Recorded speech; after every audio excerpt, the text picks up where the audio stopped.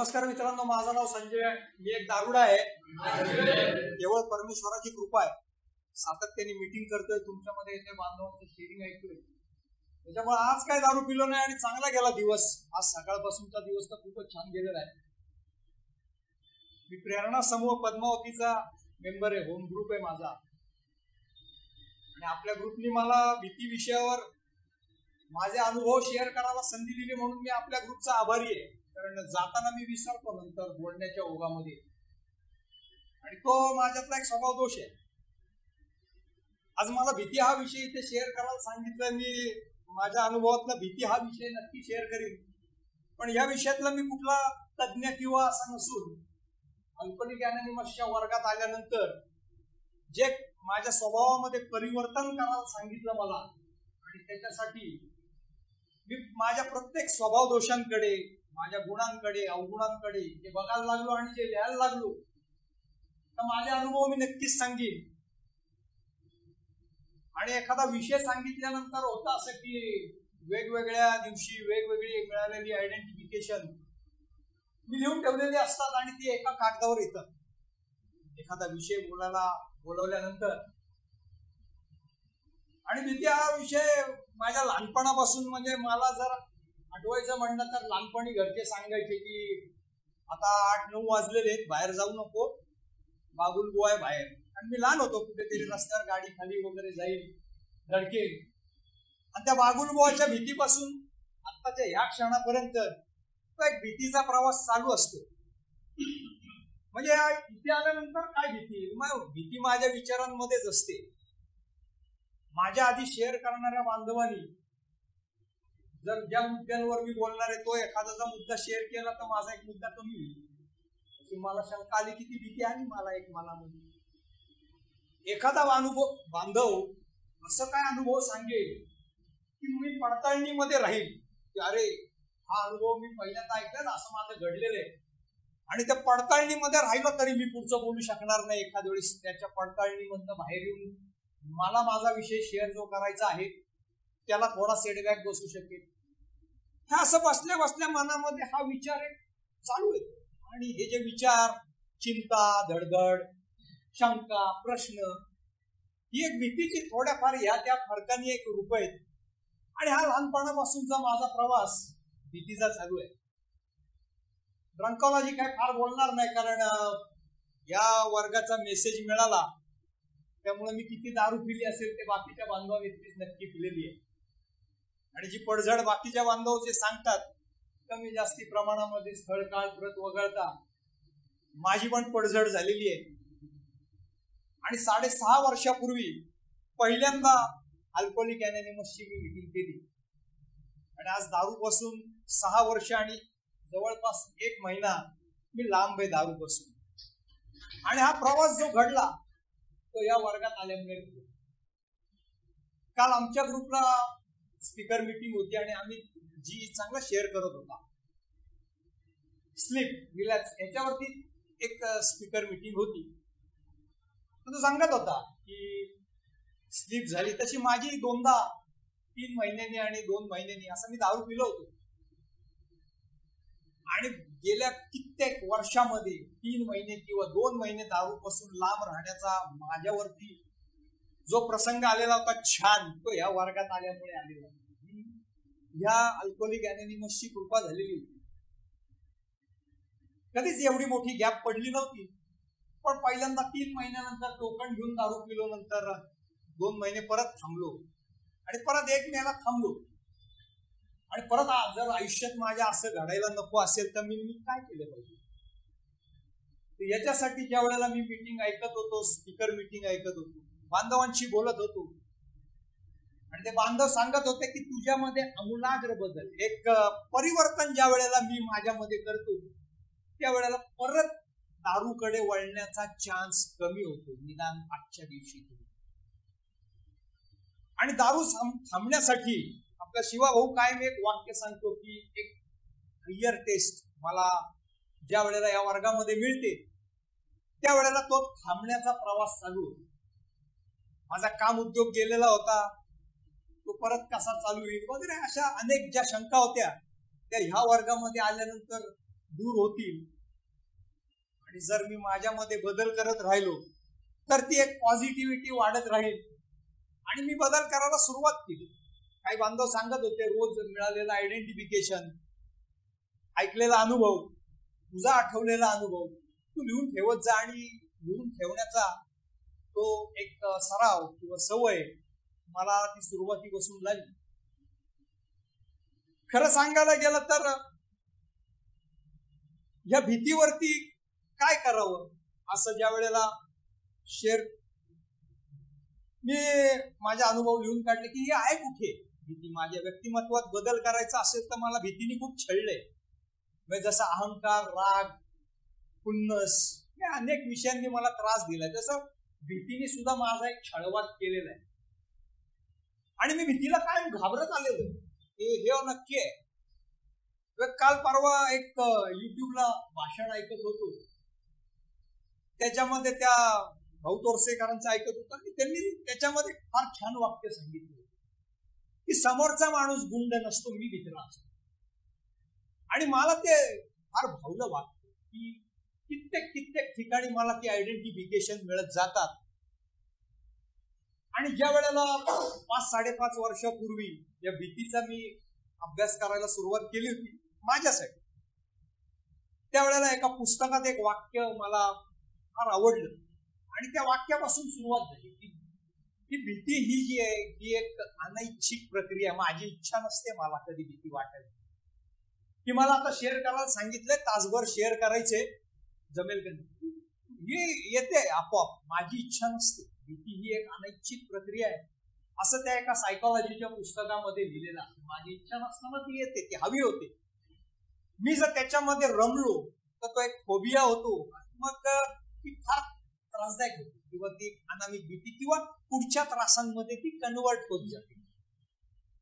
तर काय भीती, मला कुठे कुठे भीती होती माझ्या आयुष्यात, कुठे कुठे भीती डोकावली, त्या प्रातिनिधिक स्वरूपामध्ये ज्या ज्या प्रसंगातनं मी गेलो भीतीच्या किंवा तो अभ्यास करताना जे जे माझ्या समोर आलं, तर लहानपणापासून सांगितलं तर रस्ता क्रॉस करायची भीती वाटायची. कारण मी 2री-3रीत होतो, शनिवार पेठेत राहायचो आणि 2 चौक पलीकडे शाळा होती. माझे आई वडील दोघंही कामाला जायचे आणि मी शाळेत जायचो. माझं लहानपण त्यावेळेला 72-73 सालची गोष्ट असते. त्यावेळेला तिथे गर्दी नसायची पुण्यामध्ये, पण मी लहान होतो आणि मी डोळे मिटून रस्ता क्रॉस करायचो, पळत जायचो शाळेत जा. असं सुरुवातीला घडलं. पुढे थोड्या दिवसांनी असं झालं की मोठी लोक, मोठी शाळेतली मुलं रस्ता क्रॉस करताना त्यांच्या शेजारून उभं राहायचं आणि रोड क्रॉस करायचं. म्हणजे एक भीती वाटल्यानंतर कुठेतरी धडपडलो असेल आणि माझं मी टूल शोधलं असेल किंवा घरच्यांनी सांगितलं असेल, अरे मोठ्या त्या शेजारून जा. आणि अशा प्रसंग एक घडत अगदी ठळक फार भीती वाटणारे 2 प्रसंग तर नक्की आठवतात. मी कॅरमच्या मॅचेस खेळायचो किंवा बघायलाही जायचो. मी हारल्यानंतर सुद्धा त्या मॅचेस बघायला थांबायचो. आणि या पूर्व भागामध्ये या अल्पना टॉकीजच्या गल्लीमध्ये बंगालीचा कॅरम क्लब होता, तिथे मॅचेस खेळायला जायचो, बघायला जायचो. शाहू चौकामध्ये जायचो आणि त्या मॅचेस रात्री 1:30-2 वाजता संपायच्या. साधारण 84-85च्या आसपासची गोष्ट आहे. आणि सायकल होती माझ्याकडे. मॅचेस संपल्यानंतर 1:30-2 वाजता रात्री घरी जायचो आणि मला भीती वाटायची. त्या मॅचेस बघताना मात्र रमायचो आणि एक ठराविक अंतर गेल्यानंतर बाकीचे जण त्यांच्या घरी गेले, कसब्यात राहणारा, इकडे सोमवारात राहणारा, आणि मी फार अल्कोट ऑफिस पर्यंत जाणारा एकटा असायचो. ती मोकाट कुत्री यायची अंगावर आणि ती खूप असायची आणि रस्त्याने फार वाहनं नसायची, ती यायची अंगावर आणि मला भीती वाटायला लागायची. आणि भीती वाटून मी जोरात सायकल चालवायची. काही जण मला मित्र सांगायचे, अरे ती जोरात चालवली सायकल तर ती येतात अंगावरती कुत्री, पण तू म्हणे हळू चालवत जा. पण मग मी त्याच्यावरती एक पर्याय शोधून काढला. मी ज्या वेळेला संध्याकाळी मॅचेस बघत असताना चहा वगैरे प्यायला जायचो, त्यावेळेला ₹1-2 बटर विकत घ्यायचे, टी शर्ट ठेवून द्यायची आणि सायकल चालवत जाताना ती कुत्र्यांची झुंड आली अंगावर की 1-2 बटर टाकायची की ते त्या बटरवर तुटून पडायचे, त्यांच्यात आपापसात लागायची. 2 बटर आणि 5-6 कुत्रे. हा माझा प्रवास चाललेला, हा भीतीचा प्रवास आहे. पुढे मी दारुडा झालो आणि मग मला कुठली असुरक्षिततेची भावना वाटायला लागली की मी पहिला दारू प्यायचो. सगळ्यात काय असेल तर पहिलं दारू पिऊन यायचं. कारण गंमत अशी होती की दारूने मला जे देणं झालेलं होतं, सावकार असतील, मी ज्यांच्याकडनं माझं रॉ मटेरियल विकत घ्यायचो, ते माझे सप्लायर असतील, त्यांचे फोन यायचे आणि माझ्याकडे द्यायला पैसे नसते. मी फोन स्विच ऑफ ठेवायचो किंवा सायलेंट करायचो. पण 2 घोट पोटात गेल्यानंतर मग मात्र मी त्याला म्हणायचं, अरे देऊ की तुझे, कोणाचे बुडवले. हे एक धारिष्ट यायचं. कारण जे वर्तमान असायचं ते मला नको असायचं. उतरल्यानंतर जे वर्तमान माझ्या समोर यायचं ते नको असायचं. त्याची भीती वाटायची, की भयानकता समोर यायची. आणि त्याच्यापासून सुटका करण्यासाठी मी 2 पेग पिले की मी एकदम, मला ते बळ यायचं आणि मी या सगळ्या गोष्टी फेस करू शकायचो. आणि मग एक असं असोसिएशन बहुधा तयार झालं की दारू पिल्यानंतर सगळ्या भीती जातात आणि मी एखादा शेर होतो, बब्बर शेर होतो, काय असेल. आणि मग हाच पैत्रा वापरायला सुरुवात झाली. एक नक्की सांगेन की त्या संतोष हॉलच्या गल्लीमध्ये माझा एक स्वतंत्र व्यवसाय, तर माझ्या व्यवसायाशी रिलेटेड मी एक काम घेतलं होतं फॅब्रिकेशनचं, आणि माझ्या मित्राला दिलं होतं फॅब्रिकेशनचं काम. आणि त्याला म्हटलं तू हे काम कर, तुझं काम झाल्यावर पुढचं काम मी करतो. तोही दारुडा होता. त्याच्याच कारखान्यात बसून आम्ही सकाळ दुपार संध्याकाळ दारू प्यायचो. आता तो माझ्यापेक्षा जास्त प्यायचा का मी त्याच्यापेक्षा जास्ती प्यायचो असं नसून आम्ही दोघंही बरोबर प्यायचो. एकमेकांना भेटल्यावर प्यायचो, भेटलो नाही त्यावेळेला सुद्धा आम्ही पितच असायचो कुठंतरी. आणि त्याला काम दिलं, त्यांनी त्या दारूच्या नशेत ते कोटेशन कमी सांगितलं म्हणा किंवा त्यावेळेला करतो म्हटलं, आणि नंतर त्याला ते जमलं नाही काम. तो मला म्हणला, यार तू एक काम कर, तू हे काम कम्प्लीट करून घे. खरं तर आपल्या इथं आपण हा व्यवसाय सांगत नाही, तो माझा व्यवसाय नाहीये, माझ्या मित्राचा व्यवसाय, पण ते मला पूर्ण करून देणं आलं काम. त्या कामाचं स्वरूप असं होतं की एक 7व्या मजल्यावरची गॅलरी क्लोज करायची. आणि पहिल्या 6 मजल्यात तर गॅलरीच नव्हती, ही 7व्या मजल्याची गॅलरी खुलं होती अख्ख्या इमारतीत. आणि ते फॅब्रिकेशनचं काम चाललं होतं. फॅब्रिकेटर आमचे सगळे पिणारे होते. सगळ्यांसाठी सेफ्टी बेल्ट आणले होते, कारण मी म्हणलं बाबा कोण पडायला नको, डोक्याला ताप नको.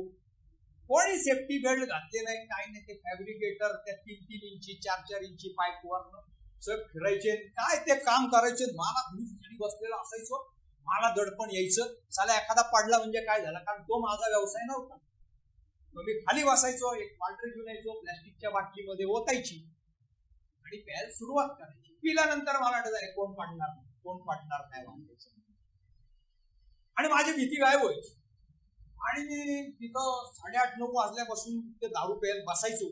ते कामगार सकाळी काम करायचे, कारण उन्हाचं काम आम्ही बंद ठेवायचो, सकाळी लवकर चालू करायचं, दारू प्यायची. मग मला वाटायचं काय होणार नाही, काय होणार नाही. आणि नाही झालं. एक नशिबाचा भाग आहे की त्या तिथे कुठलाही ऍक्सिडेंट घडला नाही. पण एक घटना घडली ती. एक जण आला, मी असा दुपारी बसलो होतो खाली आणि पितच बसलेलो होतो, ती प्लॅस्टिकची बाटली ठेवलेली होती. आणि म्हणलं वरती काम तुमचं चाललंय का? म्हणलं हो. त्यांनी एक छिन्नी दाखवली मला. म्हणलं ही तुमची आहे का? मी म्हटलं आता आमची लोक वर कामं करत होती. म्हणलं हो आमचीच आहे, या म्हटलं. आणि त्या इमारतीच्या खाली जे पार्किंग होतं तिथे घेऊन गेला. म्हणलं ही छिन्नी माझ्या होंडा सिटीची मागची काच फोडून आतमध्ये पडलेली होती. आता आली का म्हणजे याची गाडी एक तर होंडा सिटी, त्याच्यामध्ये त्याची मागची काच फुटली, एक तर छिन्नी मी माझी म्हणून बसलेलो. आता आले का पैसे भरून देण्याचे? एक तर मला आधीच देणं झालेलं, त्यात हे काम कमी पैशात घेतलेलं. आणि मग आता म्हणलं आपण पिलेलं आहे, हा सोसायटीत तक्रार करणार आणि मग आपल्याला काहीतरी फाईन करतील किंवा असं काय. म्हणजे एक भीतीदायक प्रसंग तयार व्हायला लागल्यानंतर मी खालनं फोन केला आमच्यावरती जो माणूस काम करत होता त्याला. म्हणलं अरे खाली आला तो खाली. आणि त्याला म्हणलं अरे ही चिन्नी आपली आहे का रे? त्याच्या लक्षात आला आम्ही त्या फुटलेल्या काचेपाशी उभं म्हणलं. म्हणला ही चिन्नी आपली आहे, पण इथं म्हणला कोणतरी 2-3 लोक काम करत होते. म्हणला ते मला म्हणले जरा चिन्नी बघू म्हणून म्हणजे त्यांना दिली. आणि ती सोडवणूक झाली. मग मी त्याची ओढून घातली. त्यांना म्हटलं मग दारू जसं बळते ते पितच होतो, सारखं घोट घोट घोट घोट चालूच होती. मग पुन्हा डोक्यामध्ये दारूनी एक विचार दिला की म्हटलं साला याला वर घेऊन जाऊ. मी वर घेऊन गेलो आणि ते आमच्या गॅलरीतनं त्यांना दाखवलं, तुमची कुठल्या अँगलने खाली कार दिसते का? म्हटलं नाही दिसत, माझी इनसाइड द रूफ आहे कार. म्हटलं इथनं खाली गाडी दिसते का? म्हटलं हा टूल बॉक्स अख्खा फेका, तुमच्या गाडीवर पडेल का? म्हटलं नाही. मग म्हटलं मग हे आमच्याकडनं नाही झालं, दुसऱ्या कोणाकडनं तरी झालं असेल म्हणलं. आणि त्याला पटलं कारण खरं तर, म्हणजे त्या चिन्नी पडल्यानंतर त्या टणकाराने ती आग नक्कीच पडली असेल हे नक्की होतं. पण सोडवणूक झाली या प्रसंग. हा एक भीतीदायकच प्रसंग होता, कारण 12-15 हजार रुपये त्याला भरून द्यायला लागणार होते. त्या कारच्या काचेची मी चौकशी केली होती, त्या एकाने मला सांगितलं की 12,000 रुपये त्या होंडा सिटीच्या मागच्या काचेची किंमत आहे. आणि एक नुकसानीत गेलेलं काम, आधीच मी वाताहात झालेली, आधीच बेवडा झालेलो, आधीच 50 जणांचं देणं, ही सुटका होत गेली अशा एक एक प्रसंगांमधनं. आणि ते ठसत गेलं की दारू पिल्यानंतर मला भीतीचा त्रास होत नाही. मग मी बलवान होतो, मी कधीही घरी येऊ शकतो, मी पाहिजे त्याला शिव्या देऊ शकतो, पाहिजे त्याच्याशी भांडू शकतो, आणि ते बळ मला दारू देते असा माझा समज झाला. इथे आल्यानंतर थांबल्यानंतर कळलं की मी पीत होतो आणि समोरचा विचार करत होता, चला हे बेवडे, याला एक मारली ते पडायचं आणि हे मेलं तर ते हत्येचं पाप आपल्याला लागायचं, शिक्षा आपल्याला ते सोडून देत होते. पण मी त्याचा अर्थ उलटा घेत होतो की दारू पिल्यानंतर मी बलवान होतो, माझ्यामध्ये एक ताकद येते आणि मी हे प्रसंग फेस करू शकतो असा माझा समज होत. या इथे आल्यानंतर सांगितलं की ही असोसिएशन कट झाली पाहिजे आणि मग मी काम केलं पाहिजे.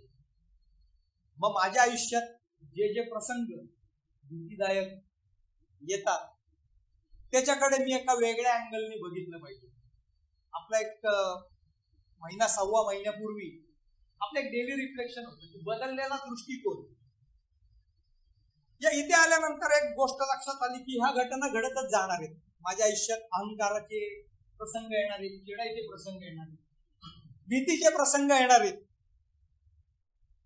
पण मी ह्याच्याकडे जर एक वेगळ्या अँगलनी बघितलं तर हे मला त्रास देणार नाही आणि मग मला माझा बचाव करता येईल.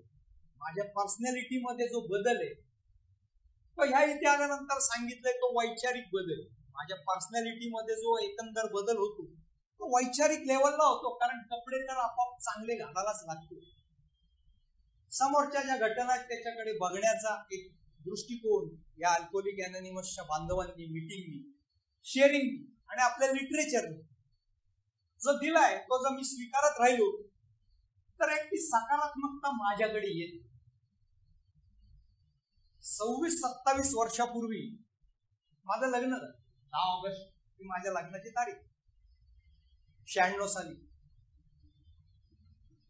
आणि हा एक प्रसंग सांगेन की काय भीती माझी केमिस्ट्री बदलून.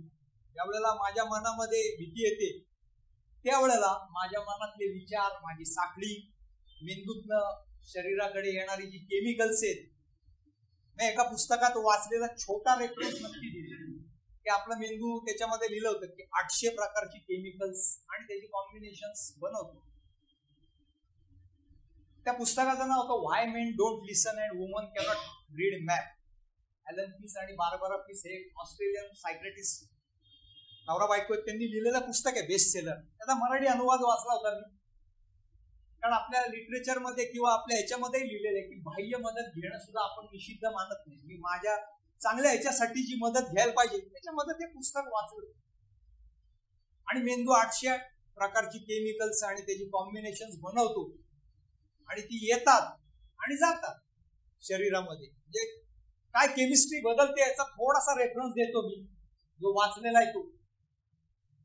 तर ही केमिकल्स मी ज्या वेळेला रागवतो, चिडतो, आनंदी असतो, प्रत्येक वेळेला ते केमिकल ऍक्शन्स या घडत असतात माझ्या शरीरामध्ये. आणि मन आणि मेंदू, मनात त्या इच्छा होतात त्या मेंदू तो द्रव पाठवत असतो.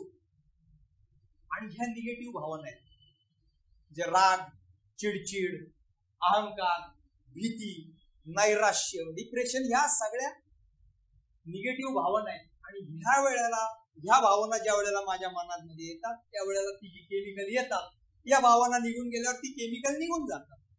पण during the period, over the period, त्या माझ्या शरीरावरती चांगल्या वाईट असे इफेक्ट करत असतात. आणि या निगेटिव्ह ज्या भावना आहेत त्याची जी केमिकल्स आहेत ती माझी रोगप्रतिकार शक्ती कमी करत असते. हे त्याच्यामध्ये वाटते.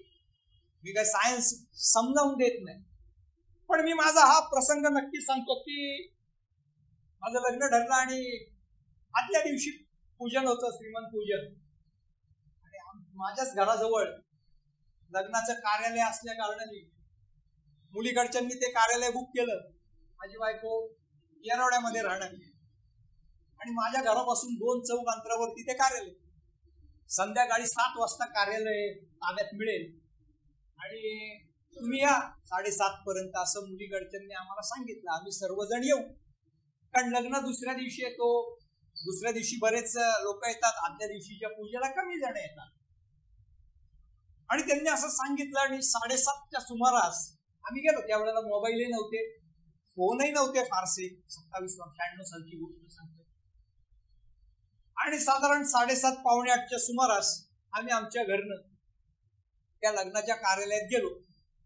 आणि मुलीचे जे माझ्या घराजवळ राहणारे काका होते ते आले आणि त्यांनी त्या कार्यालयाचा ताबा घेतला. ती भांडी वगैरे मोजून घेतली. मग आम्ही आलो, आमचं सामान वगैरे लावलं.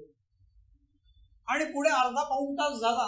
मुलीकडचे ते जे काका जवळ आमच्या राहणारे होते, ज्यांनी आमचं ते लग्न जमवलं होतं, त्यांच्या व्यतिरिक्त मुलीकडचा कोणी झाला.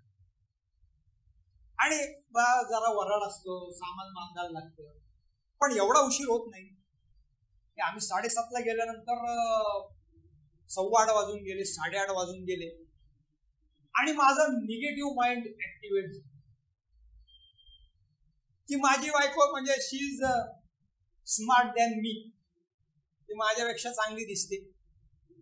त्याला मग तिने ऐन वेळेला लग्नाला नकार दिला. ती काय पळून गेली का? आणि ह्या सगळ्या निगेटिव्ह गोष्टींची इमारत माझ्या मनामध्ये चालू झाली. आणि मग एक ती भीती दाटून येते या सगळ्या विचारांमध्ये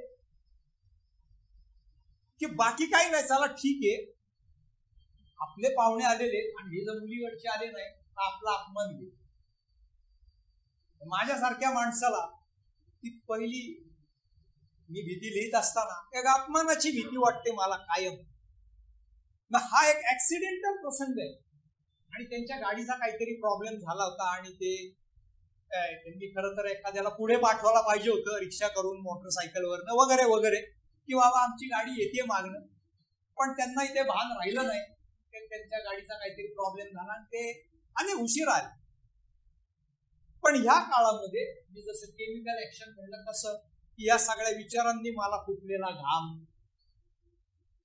त्यावेळेला काय रोज दारू पिणारा दारुडा नव्हतो, पण ती हातापायाची थरथर म्हणजे मला ह्या भावना, भीती, राग, अहंकार, मी जे बोलतो की माझी जी केमिस्ट्री बदलते ती अशी बदलते. मग माझं ते हातपाय असं दारू मिळाली नाही की जी असा कंप जो यायचा, असा त्या भीतीने आलेला कंप, त्या भीतीने फुटलेला घाम. 10 वेळा पाणी प्यायला जातोय, 10 वेळा शिव करायला जातोय, ती घालमेल, ही मला त्रासदायक असते. पण हा एक योगायोग किंवा ऍक्सिडेंटल प्रसंग होता. पण बऱ्याचदा मला एक अपमान माझा होईल अशी मला भीती वाटत असते. मी 4 नातेवाईकांमध्ये गेल्यानंतर कधी कधी कमीपणाची भावना असते की माझ्यापेक्षा हे जास्त शिकलेले आहेत आणि मी एखादी गोष्ट किंवा माझं मत प्रदर्शित केल्यानंतर कोणतरी मला खोडून काढेल आणि माझा अपमान होईल. ही कायम मला भीती बऱ्याचदा वाटत असते. मी थट्टा मस्करी करतो कोणाची, कारण माझी केलेली मला चालते, पण कोणाला चालते नाही चालते, चला एखाद्याला राग येईल. आणि अल्कोहोलिक अनोनिमस मध्ये आल्यानंतर ह्याला एक टूल मिळालं. बसले मोहनराव ते कायम सांगतात की समोरच्याच्या गळ्यात एक पाठी असते, सुरक्षित अंतर ठेवा. आणि ते एक सुरक्षित अंतर मी माझ्या बोलण्यामध्ये, वागण्यामध्ये कोणाबरोबर एक एलओसी, लाईन ऑफ कंट्रोल, या माणसाशी किती विषयावर किती पुढे जावं. हे जर मी एक ठरवलं माझ्या मनाशी अभ्यास करून, तर मग ती अपमानाची भीती मला राहणार नाही. कारण जर मी माझा मान ठेवून घेतला ना, तर माझा अपमान होणार नाही. हा सगळ्यात महत्वाचा.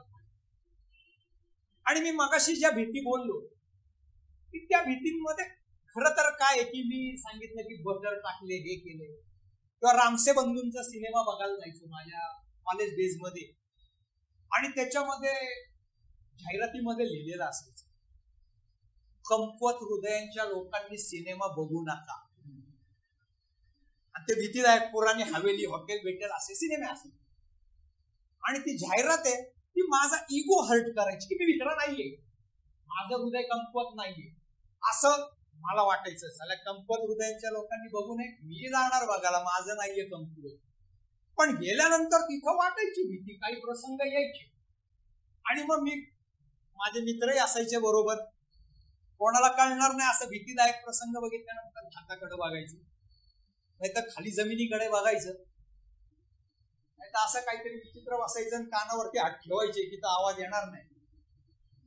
आणि मग सिनेमा संपल्यानंतर बाहेर यायचं, दुसऱ्या दिवशी कॉलेजला गेल्यानंतर मग मात्र बोलताना बिंदास बोलायचं. अरे कसला भीतीदायक कॉमेडी शॉट आहे, माझी फाटलेली आहे, हे नाही सांगणार मी, म्हणणार ते कॉमेडी शॉट आहे. अरे कसला तो भीतीदायक पिक्चर, कोण बघू नका कोण. ह्या सगळ्यात जो आधीचा भीतीचा प्रवास होता, ह्याच्यामध्ये मी आयदर टूल तरी शोधली किंवा पाठ तरी दाखवली भीतीच्या प्रसंगात. मी सामोरा गेलो नाही. माझा अभ्यास मला इथपर्यंत आणून अभ्यासाने पोहोचवलं की मी भीतीला सामोरा गेलो नाही. मी आयदर टूल शोधतो किंवा पळ काढतो. पळकुटा दारुड्या आहे, या इथे जे बोललं जातं की मी पळकुट्या दारुड्या आहे, तो होय मी पळकुट्या दारुड्या. 2-2.5 वर्षापूर्वीचा प्रसंग सांगेल की करोना काळामध्ये 3-1 वर्षापूर्वी गोष्ट असेल, मला भीती विषय शेअर करायला सांगितला होता वरोरा ग्रुपने, आणि ऑनलाईन करायचा होता शेअर, भीती आणि खुन्नस. मी हो म्हणलं, कारण गंमत अशी आहे, कोणी जर असं बोलायला स्पीकर तर एक मला बाबा काहीतरी थोडं कळते असं वाटायला लागतं, माझा एक अहंकार थोडासा वाटतो, बरं वाटतं. आणि सलग 15 मिनिटं माझ्या घरचे काय माझं ऐकून घेत नाही, बांधव तरी तासभर ऐकून घेतील, त्यामुळे हो म्हणतात, येतो म्हणतात. आणि 8 दिवसानंतरची त्यांनी तारीख दिली होती मला, ना बर येस येतो म्हणलं, संजय बी येतो म्हण.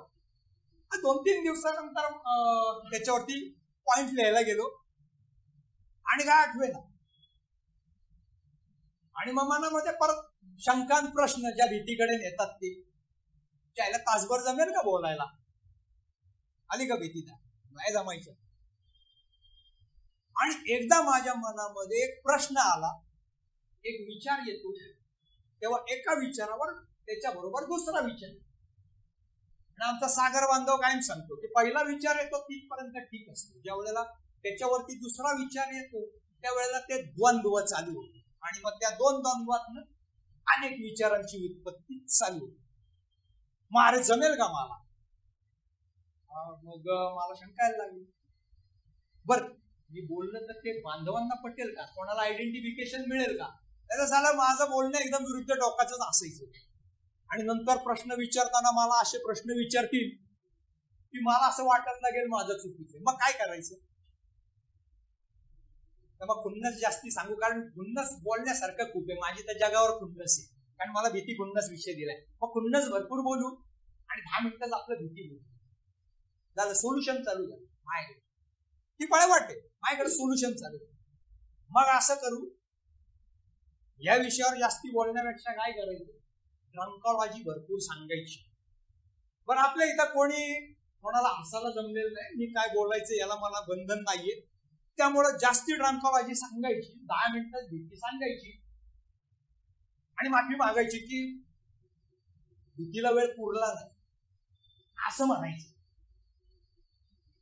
आणि असे सगळे विचार चालू झाले आणि म्हटलं अरे हड 3 वर्ष झाली अल्कोहोलिक अनॉनिमस मध्ये येऊन आपल्याला, आणि आपण परत पळवाट शोधतोय की जी इथे येण्यापूर्वी शोधत होतो, जी टूल शोधत होतो भीतीला पाठ दाखवण्याची, त्यापेक्षा सामोरे गेलेलं पाहिजे. बरं फोनवर न बोलायचे, समोर मुद्दे लिहून ठेवता येत आहेत. मला माझ्या घरी बसून बोलायचे. मदत मागा मदत मिळते. इथे माझ्या आधी 4 जणांनी भीती शेअर केलेली आहे. त्यांच्याशी मदत मागता येते, त्यांच्याशी बोलता येतं. माझे विचार मला सांगता येतात त्यांना. ते चुकीचे आहेत का करेक्ट आहेत, स्पॉन्सर आहे, इनिशियल स्पॉन्सर आहे, बांधव आहेत, कोणाशी बोलता येतं. आणि मी काय धरून बसलेले पळवाट की माझं नेट बंद आहे, सांगावं इथं नेटचा प्रॉब्लेम आहे, पुढल्या आठवड्यात दुसऱ्या विषयावर बोलील. हे का विचार करतोय मी? आणि हा विचार झटकला. म्हणजे खऱ्या अर्थाने जर सांगितलं तर हा पहिल्यांदा विचार माझ्याकडनं झटकला गेला 3 वर्षापूर्वी. की म्हणलं काय असेल त्या गोष्टीला समोर जाऊ ना, काय होईल. जर मी चुकलो तर बांधव मला करेक्ट करतील. तर कोणी कोणाला हसाला चुका काढायला जमलेत नाही. 4 जण सजेशनचा फोन करतील. आणि मी बोललो. मला वाटत होतं मी बोलू शकेन का नाही. पाऊण तास जवळपास तासभर बोलता आलं मला. ही माझी प्रौढी नाही सांगत, ती या वर्गाने दिलेली देण आहे माझ्या. आणि लक्षात आलं की मी ज्या वेळेला माझ्या आयुष्यात कुठलीही गोष्ट प्रथम करतो त्यावेळेला ती भीती वाटतेच, एक अनामिक भीतीसारखी. मी ज्या वेळेला पहिल्यांदा शेअरिंग केलं होतं त्यावेळेला माझे पाय त्या पॅन्ट मध्ये असे लटपटत होते. समोरच्याला दिसले नसले तरी माझे पाय लटपटत होते. मी ज्या वेळेला पहिल्यांदा एका मुलीला प्रपोज केलं त्यावेळेला माझे पाय लटपटत होते. ज्या वेळेला मी एखादी गोष्ट ज्या वेळेला पहिल्यांदा करतो त्यावेळेला मला ती भीती नक्कीच वाटते. मी 6वी 7वीत असताना स्विमिंग शिकायला गेलो होतो महाराष्ट्र मंडळाला. आणि त्या डबा लावून पोहायला पहिल्यांदा जरा थोडं 8-10 दिवस पोहायला आलं की त्याच्यानंतर तिथे एक सोहळाच असतो की 10-12 दिवस पोहायला आल्यानंतर ते विहिरीत उडी मारलं असतं. आणि नेलं मलाही विहिरीवर. मी 6वी 7वीत होतो. आता माझ्या बॅच मध्ये आधी कोणाला नेलं नव्हतं विहिरीवर उडी मारायला. मी पहिलं त्या विहिरीवर पाणी डोकावून बघितलं. अरे किती खोल आहे. कारण असा टँक मध्ये त्या पायऱ्यांवरनं उतरणारा मी त्या विहिरीत उडी मारायची. मी म्हटलं आज नाही मारत, उद्या मारीन. तर मास्तर म्हटलं अरे नाही तू घाबरू नको. म्हटला आम्ही आहोत खाली, आम्हाला पोहता येतं. ती विहीरचा घेर काय खूप मोठा नाही. तुला 10 हात मारता येतात, तुला 10 फूट पोहता येतं. आणि तू मध्यात उडी मारल्यानंतर तुला 4 ते 5 फूट पोहत कडेला जायचे. तू आमच्यावर एक विश्वास ठेव. आणि मी डोळे मिटून उडी मारली आणि हात साईडला झाले, थोडे आपटले गेले. पण मला तो एक आनंद मिळाला, उडी मारण्याचा आनंद मला मिळाला. आणि मग तिथनं बाहेर आल्यानंतर त्या पायऱ्या चढून बाहेर आलो आणि त्या कोचनी सांगितलं मला की तू रोज एक उडी मारत जा, म्हणजे तुझी भीती आपोआप कमी होत जाईल. आणि ती कमी होत गेली. म्हणजे भीतीवर एक श्रद्धा आणि विश्वास त्या खाली उभ्या असलेल्या कोचवर ज्या वेळेला मी ठेवला त्यांनी त्या भीतीवर मात झाली. म्हणजे प्रत्येक वेळेला काय पळूनच जायला पाहिजे असं नाहीये. हा श्रद्धा आणि विश्वास आपल्याला ते जे सांगतात तो प्रसंग माझ्या बाबतीत तिथे घडला. आणि दुसरी एक गोष्ट असते की कुठल्याही म्हणजे मी ज्या वेळेला पहिल्यांदा मटक्याच्या धंद्यावर गेलो होतो मटका खेळायला, म्हणजे मी नुसताच दारू पिऊन इथे आलेला असं नाही की जुगार, भांडणं, मारामारी अनेक सगळ्या ज्या गोष्टी दारुड्याच्या बाबतीत घडतात त्यांच्या एक बऱ्याच गोष्टी करून आलेलो आहे. फक्त बाई हा विषय सोडून, कारण तो प्रसंग आला नाही. याचं कारण असं त्याच्यात माझा मोठेपणा नाही. ज्या ग्रुपमध्ये मी होतो त्या ग्रुपमध्ये असं करणारं कोण नव्हतं. अन्यथा 2 जण भेटले असते तर ते एक क्वालिफिकेशन घेऊन मी आलो असतो. ते मटक्याच्या धंद्यावर गेल्यानंतर तो जुगार खेळताना, ते रनिंग खेळताना, पहिल्यांदा धंद्यावर गेल्यानंतर ती भीती ही वाटतेच. आणि मलाही वाटली. पण बऱ्याचदा जी पहिल्यांदा एखादी गोष्ट पहिल्यांदा करताना भीती वाटते त्यावेळेला ती गोष्ट करण्याची जी माझी इच्छाशक्ती असते, ती गोष्ट केल्यानंतर जो मला एक प्लेजर मिळणार आहे हा जो विचार माझ्या मनामध्ये असतो तो विचार भीतीवरती मानतो बऱ्याचदा. ते काय नाही, माझ्या बरोबरचे सगळेजण मटका घ्यायचं, मी खेळणार, मी जाणार त्या धंद्यावर, मी रनिंग खेळणार. तो मग पहिलं भांडण असेल, मारामारी, त्या मुलीला प्रपोज करताना असेल, किती जी अर्ज असते माझ्यामध्ये एखादी गोष्ट करण्याची म्हणजे मला ज्या वेळेला विहिरीत उडी मारली त्यावेळेला मला भीती वाटत होती, मला उडीही मारायची होती, पण त्या उडी मारायच्या इच्छाशक्तीने त्या भीतीवर मात केली. म्हणजे बऱ्याचदा असे प्रसंग घडतात की त्या भीतीवर माझी आपोआप मात होत जाते.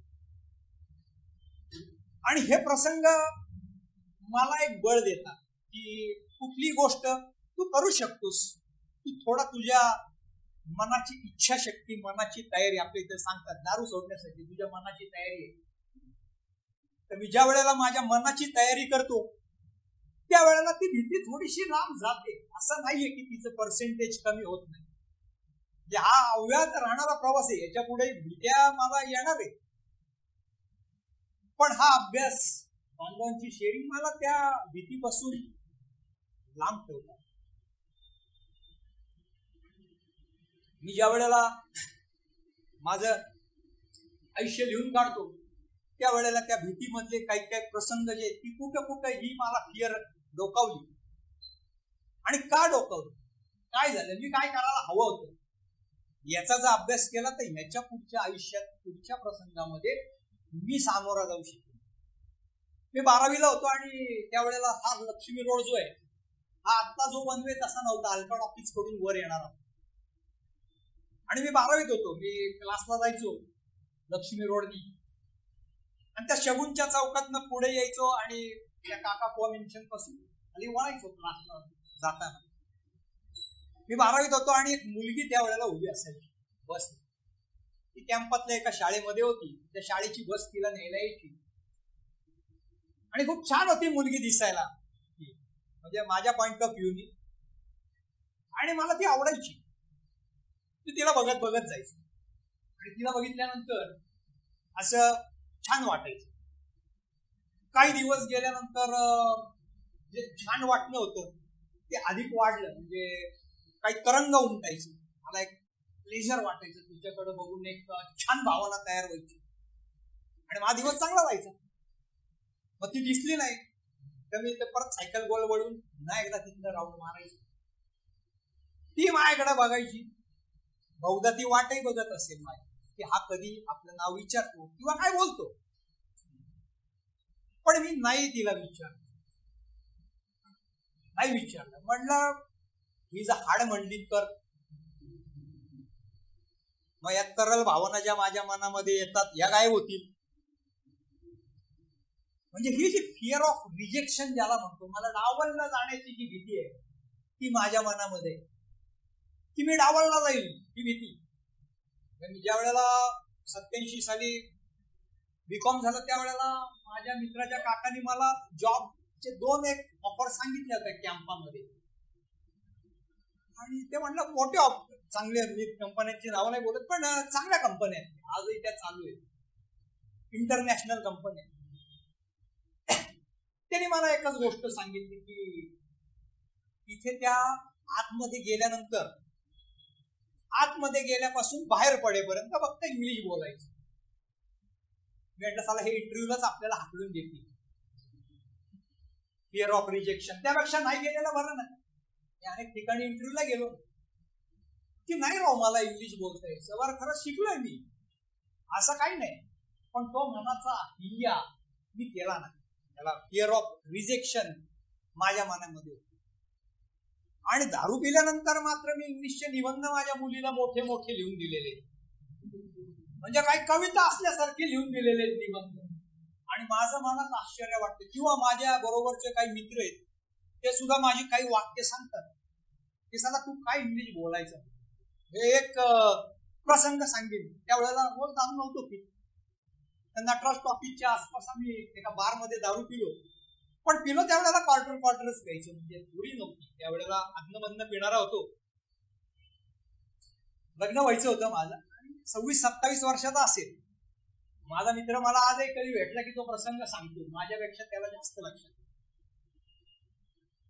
आणि एक मुलगी आमच्या पुढनं चालली होती, आता कोणी महिला वर्ग इथं दिसत नाही त्यामुळं हा अनुभव सांगितला. आणि एक मुलगी चालली होती आमच्या पुढनं आणि आम्ही मागणं चाललो होतो आणि आम्ही म्हणत होतो यावेळी चांगली दिसते. जो मागणं तिचा जो लुक होता तो खूपच छान होता. आणि एका रोड क्रॉस करायला ती मुलगी थांबली आणि आम्ही तिच्या काही अंतरावर होतो, आम्ही जवळपास तिच्या शेजारी आलो असेल आणि तिच्या शेजारी उभं राहिल्यानंतर बघितलं की तो मागणा अंदाज केलेला होता तितकी ती काय खास नव्हती असं वाटतं. मी मित्राला आपलं म्हणलं की तर इंग्लिशचा तर तो किडा यायचाच असं, आणि मी हळू आवाजात बोललो खरं तर म्हणजे असं मला वाटत होतं की म्हणलं not bad for bad purpose.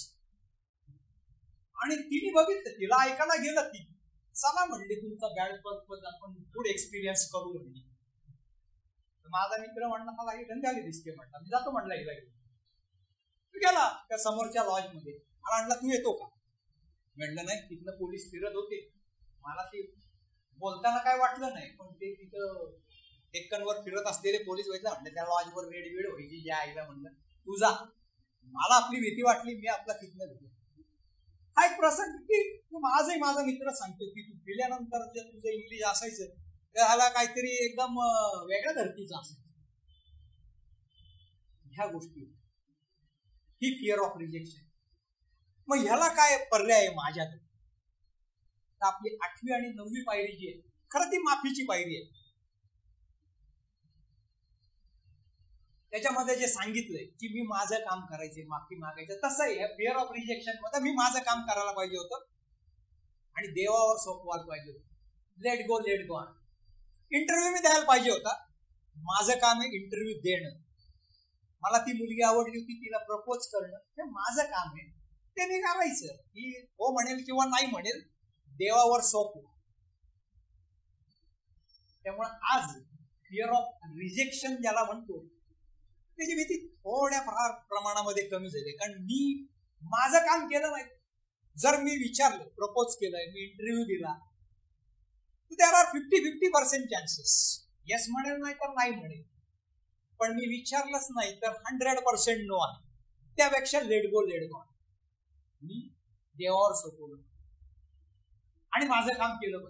निदान मी माझं काम केल्याचा जो आनंद आहे तो मी घेतला पाहिजे. अल्कोहोलिक अनॉनिमस सांगता की तू तुझ्या कामामध्ये कसूर करू नये. तुला करायचंय छान पद्धतीने तू कर. हो म्हणायचं किंवा नाही म्हणायचं हे समोरच्याच काय म्हणावं समोरच्याने हे तू नाही ठरवू शकत. म्हणजे खरं सांगायला गेलं ना तर मी काय वागायचं हे मी ठरवू शकलो नाही, तर समोरच्याने काय वागावं हे ठरवण्याचा अधिकार तर मला नक्कीच. त्यामुळे ही जी फिअर ऑफ रिजेक्शन आहे ह्याच्यावरती निदान ही 9वी पायरी जी आहे, मी माझं काम करायचं, लेट गॉड करायचंय आणि वाट बघायची येस नो, आणि मी पुढच्या कामाला लागायचे. माझ्या विचारांशी खेळत बसायचे. जशा वेगवेगळे भीतीचे प्रसंग आहेत, खरं तर काही प्रसंगांमध्ये भीती वाटायला पाहिजे तिथं मला वाटली नाही, काही प्रसंगामध्ये नाही वाटायला पाहिजे तिथं मला भीती वाटत. अशाही गोष्टी घडलेल्या आहेत माझ्या बाबतीत. खरं सांगायला गेलं तर मी शाळेमध्ये तसा एक नटोरियस त्रासदायक माझा मुलगा होतो. भांडणं करणार, मारामारी करणार, अभ्यास वेळेत करणार नाही. पास व्हायचो पण अभ्यास वेळेत करणार नाही. त्यामुळे मला कधी शिक्षकांची भीती वाटली, मला होणाऱ्या शिक्षेची भीती मला वाटली. आणि माझ्या वडिलांचा एक चांगला व्यवसाय असल्या कारणाने काय करिअरची भीती वाटली, कारण माझ्या वडिलांचा व्यवसाय आहे का आपण करू. या भीती मला वाटल्या नाहीत, या माझ्या मित्रांना वाटत होत्या. या मला वाटल्या नाहीत, हे माझं बॅडलक आहे, हे माझं दुर्दैव समजतो आज. कारण ह्या भीती मला खरं तर स्मार्ट करतात, या मला वाटायला हव्या होत्या. मला जर शिक्षकांची शिक्षा, करिअर याची जर मला भीती वाटली असती तर मी चांगला अभ्यास केला.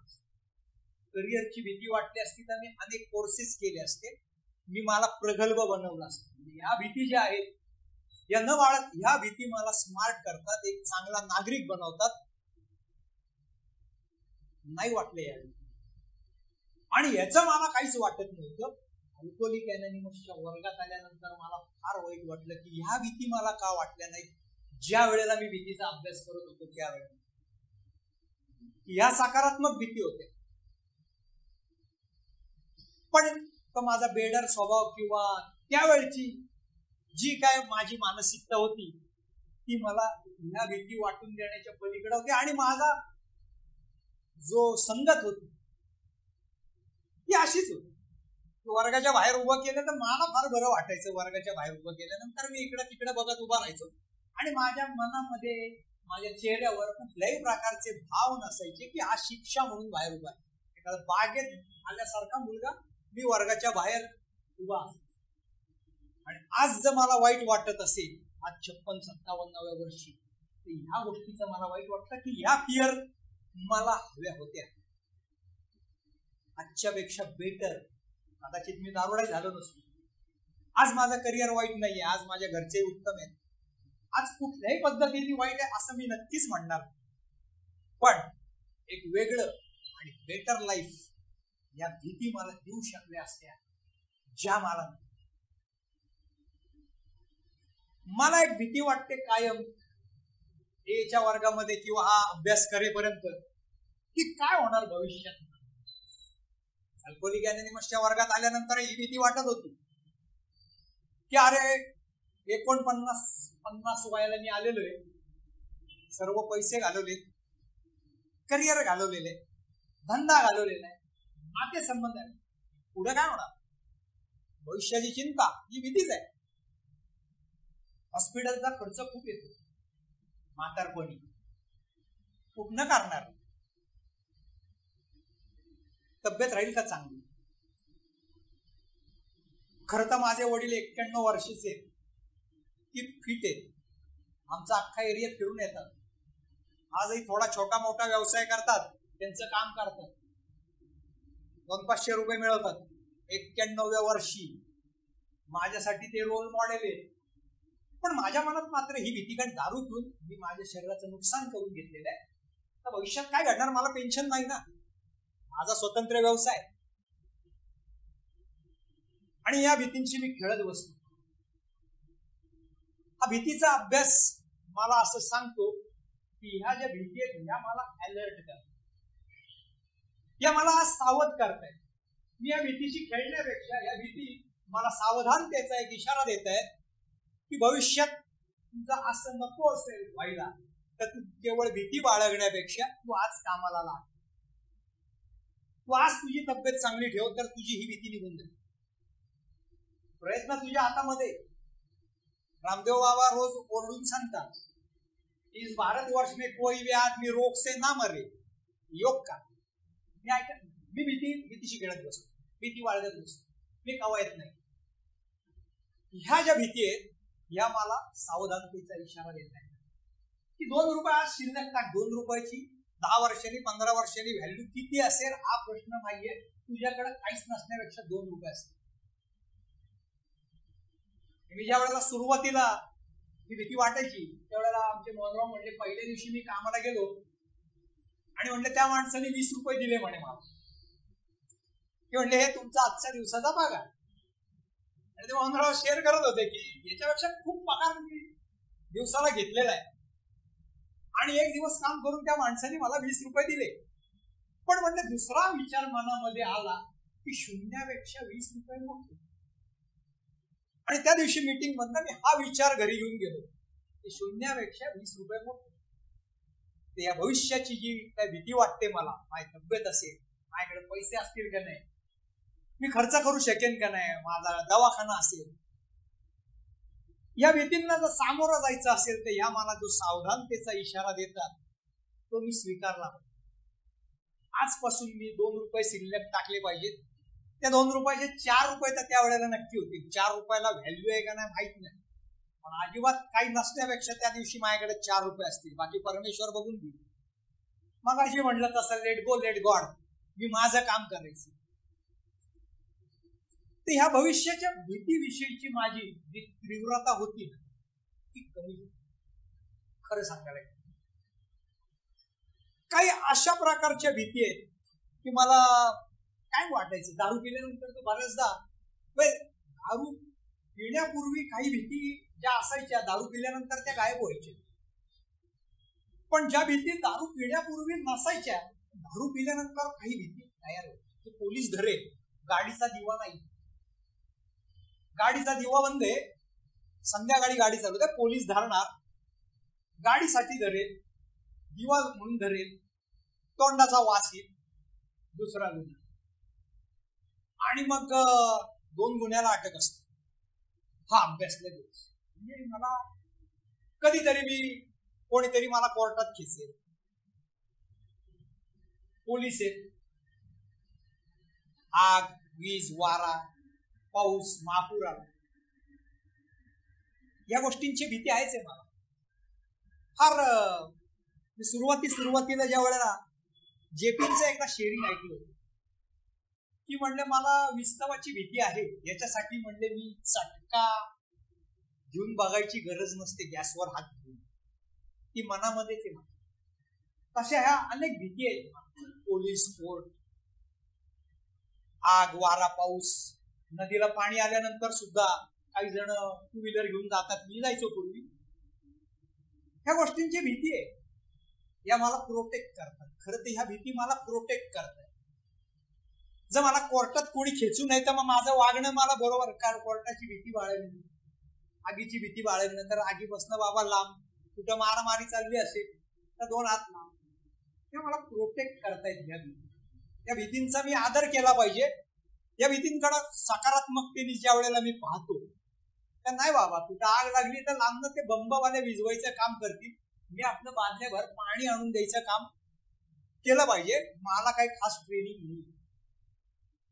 मी जिथे राहतो तिथे जवळच भिडे पूल आहे, बऱ्याचदा पाणी असतं तिथे, आणि गोटाभर पाणी असलं तरी लोक जात असतात टू व्हीलरवरनं. माझी गाडी स्लिप होईल, पडेल, त्याला लांबनं वळसा घालून गेलं तर हरकत नाही. काही म्हणजे काय दारू पीत नाही, त्याच्यामुळे रोजचे पैसे वाचलेले, 2 चमचे पेट्रोल जास्ती लागेल वळसा मारून गेल्यानंतर, काही शॉर्टकट काढायची गरज नाही. ह्या ज्या भीती आहेत ह्या मला एक सावधानतेचा इशारा, आणि ह्या सर्व भीतींचा एक मी सकारात्मक दृष्टीने ज्या वेळेला विचार करतो त्यावेळेला माझ्या एक लक्षात येतं की भीतीचा चिवडा करण्यापेक्षा जर भीतीला मी सामोरा जात राहिलो ना तर भीती माझा बऱ्याचदा फायदा करते. पण मी त्या खेळांमधनं बाहेर येतो आणि तो चिवडा करत बसतो आणि त्या मला त्रास देत असतो.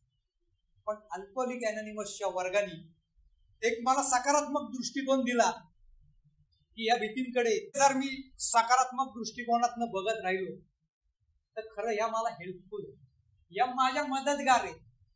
पण मी त्याचा नैराश्याच्या दृष्टिकोनातनं विचार करतो आणि म्हणून त्या मला नैराश्य. मी त्यांनी दिलेला मला जो सावधानतेचा इशारा असतो ना तो समजत, या सावधानतेचा इशारा देतात असं ज्या वेळेला सांगतात त्यावेळेला भीतीविषयी वाटणारी जी माझी भीती आहे ती कमी होते. आज देखील मला या इथे बोलायला सांगितल्यानंतर मला ती भीती कमी वाटली.